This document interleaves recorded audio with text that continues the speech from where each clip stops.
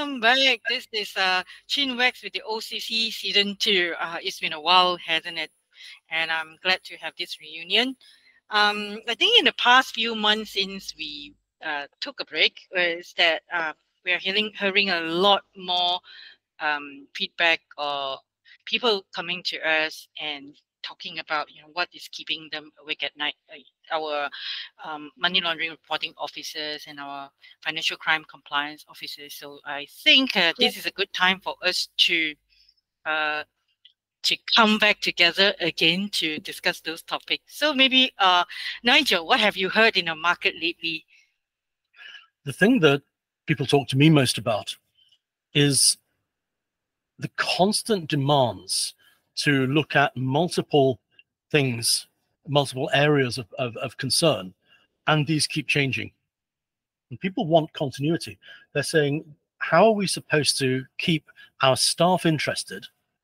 How are we supposed to keep the staff alert, aware, and making proper reports when we change something every few weeks?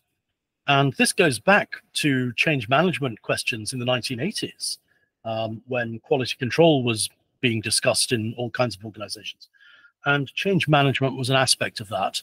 And the idea that things change leads to a lack of attention by the staff. People say, quite simply, why do I need to bother with this? Because there's going to be another priority comes along in a few days. That's the thing that people talk to me most about.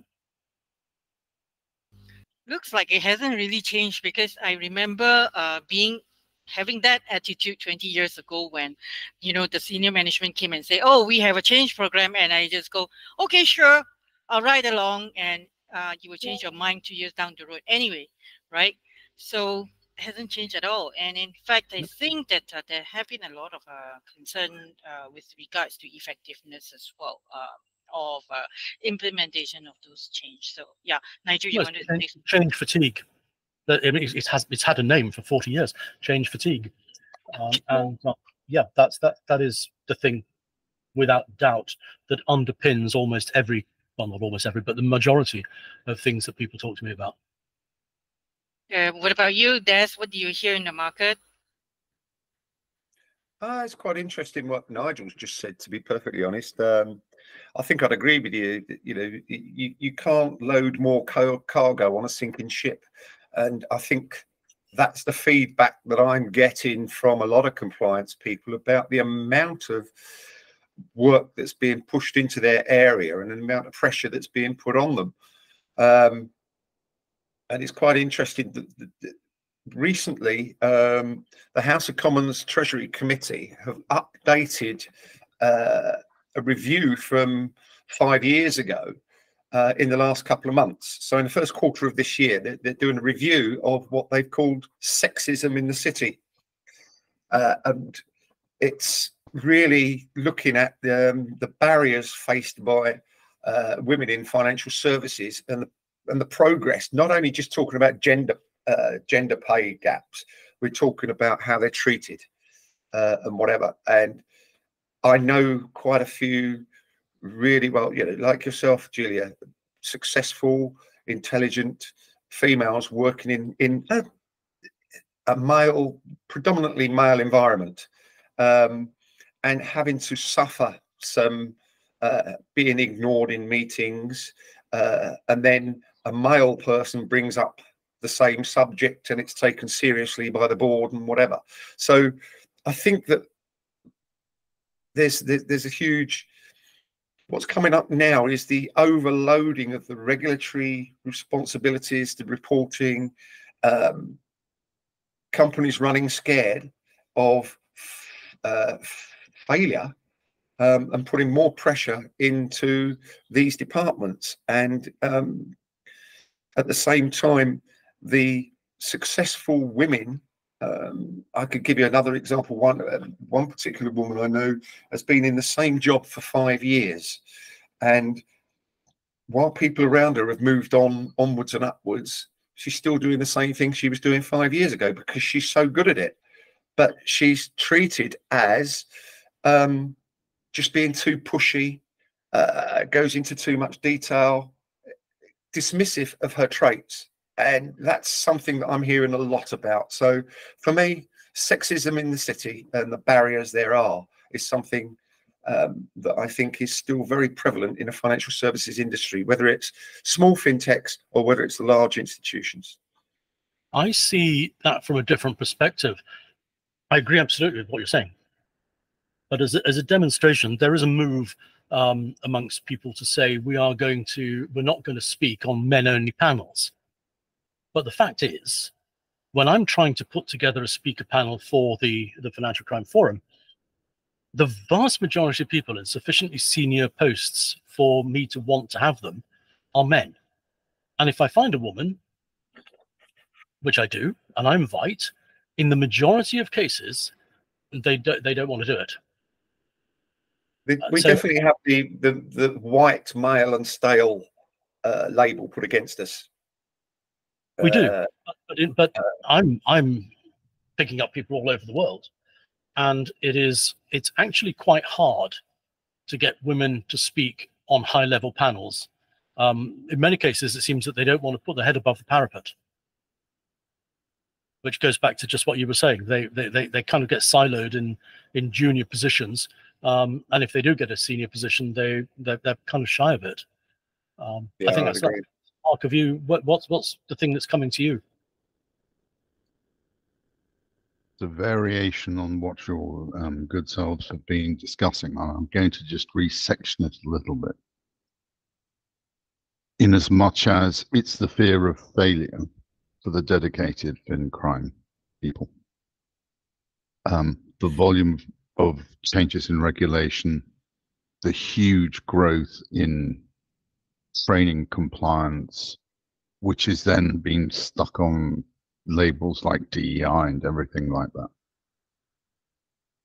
And I can see that there are issues with the number of women in senior positions in as much as they are not there.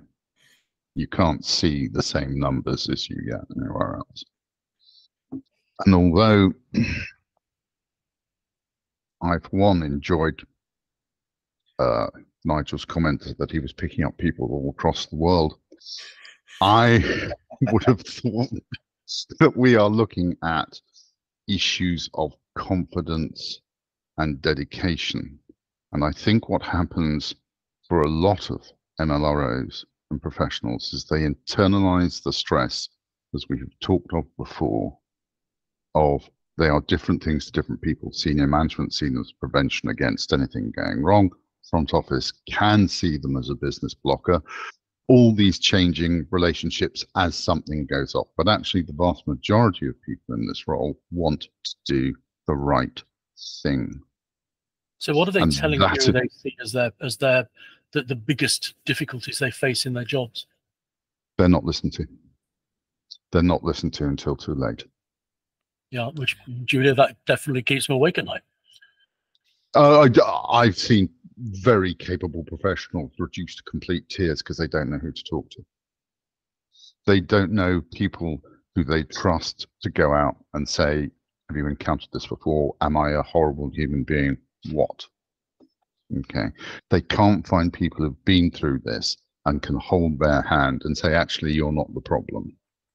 The system you're trying to administer, which is being overloaded time and time again with the search for ever increasing regulation.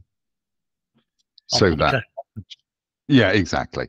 This is the great sort of thing, and there needs to be some people out there that they need to be trusted. They're not going to blab everything everywhere. They're not going to talk to the wrong people, but they're going to say, actually, you need to do this. Just to give you an example of one that's really got my goat recently. Our glorious government in the UK have decided we're going to start registering chicken ownership. Yes, you got to put your paperwork in for a single chicken. All right. This is the same government that's come up with those in my freezer. Don't mention that, Des. That'll be the next amendment. But do you see what I'm getting at? These are the people who are going to ban vaping and save the world. It's a lot of regulation continues to fail around just because we could do it. Should we be doing it? And unfortunately, that's where MLROs and all the people who are associated are in that, because they say, oh, well, look, You're there to counter money laundering. You can add terrorism, nuclear proliferation, slavery. The fact that I'm 5 minutes late every day, why don't you start investigating all the rail companies because they can't run? And they are being used to dump all these sorts of questions on, some of which are valid, but for which they are not resourced. That's interesting. Is that Mark, in your opinion, or even Julia and Nigel? There are so many things going on in this industry now that there's a danger that a lot of people just are overloaded and don't want to make decisions, even though they've got so many choices. And there's that feeling of inadequacy. How can we perpetuate this in the financial services industry, that compliance is about making the decisions and sometimes making the hard decisions, but as all of you have said, it's not always one clear way of doing something. Yeah. What I hear is that people are saying, I want to be able to say this is not my job, but if I say it's not my job, then I'm going to be put in the position of I'm a troublemaker. Maybe a regulator is going to say you're not doing your job properly and issue a warning. Or perhaps there's going to be something internally with somebody saying, well, it's yours because nobody else wants it. And people are saying very openly to me, I don't want to do this job anymore, but there's nothing else I can do. That sounds like me, Nigel. When you say being branded a troublemaker, I was there. And I was also branded a wet blanket in the past, because you know when you do a risk assessment of a product and you see certain concerns, right? And this is where I was branded as a troublemaker, wet blanket, and we're talking about the larger organizations where I came from. And the problem is that, yeah, when something hits the fan is when I got blamed for it, for not highlighting the issue. So on one hand, I was being silenced. On the other hand, I was being blamed. So do I speak up or do I not? So that was my problem. One of the things, Julia, that you will note from your association with the Old Codgers Club is we all have a mantra. We all say the same thing over and over and over again. Document it. If it's not on paper, if it's not on a file, either it didn't happen or you can't prove it. And increasingly, what I'm saying to MLROs is, if you're in the poo, it's going to get deeper in it. So make sure that you've got the documents that you can use as a life raft. Des, you wanted to? Yeah, I've again, for want of a better title for this whole conversation, which again we could go on for ages. One of the things I've used before in presentations to compliance teams, MLROs, heads of risk and whatever, has always been, it's almost like a Don Quixote fight against the windmills. Everybody's looking at you thinking, what the hell are you doing? Yeah. And every one of the people in the room are looking at me and saying, why are we doing this? Why do we take it? How often do we hear people say to us, I don't have time to protect myself? Oh, that's very common. But I think the ones I am most concerned about, the ones most approaching burnout or significant personal damage, are the ones who try to keep the show running. If we come back to the title of this talk, you have to find a line in the sand when you are not sleeping, when your family see you're absolutely decimated by what's going on. There has to be a point where you go, enough. A line in the sand, no further. And that takes courage, it takes support, it takes the opportunity. But if you are serious in this role, rather than somebody's there just to tick the boxes, if you're serious about making a difference to international slavery, a difference to this, I think this is where we need to sort of try and encourage people to look. You have value. And that value is you.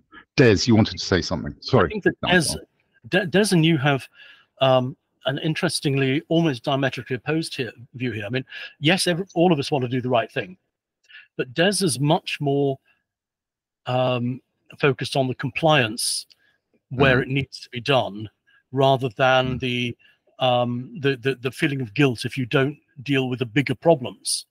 And Julia, having only recently gone through this and reached the point where she set herself up as a consultant, and so she is going through exactly what so many people are saying. If I leave my job, what do I do next? What else can I do? So these are three completely different perspectives on the same problem.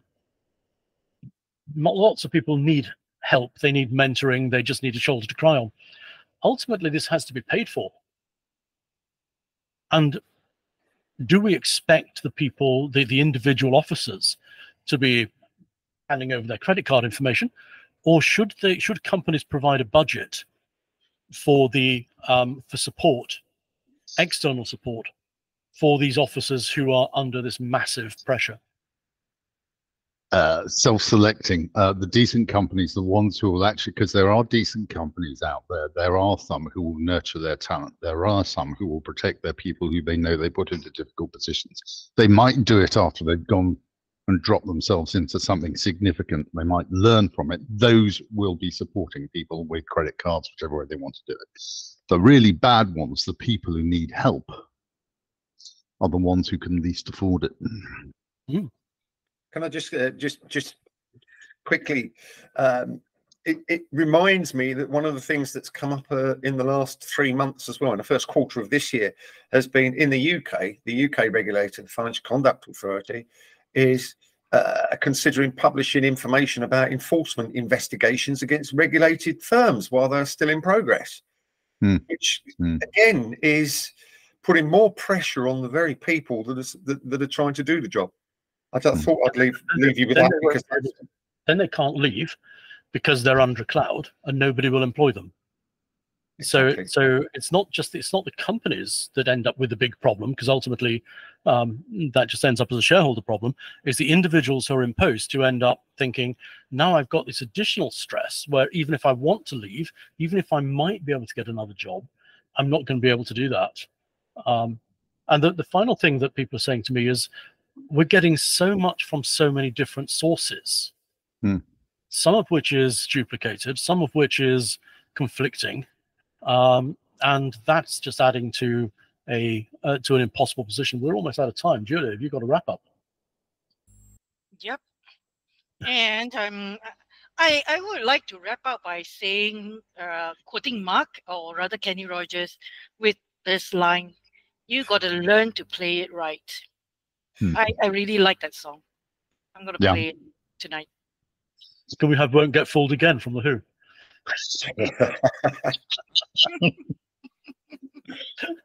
Thank you very much. Thank you, Julia. Cheers.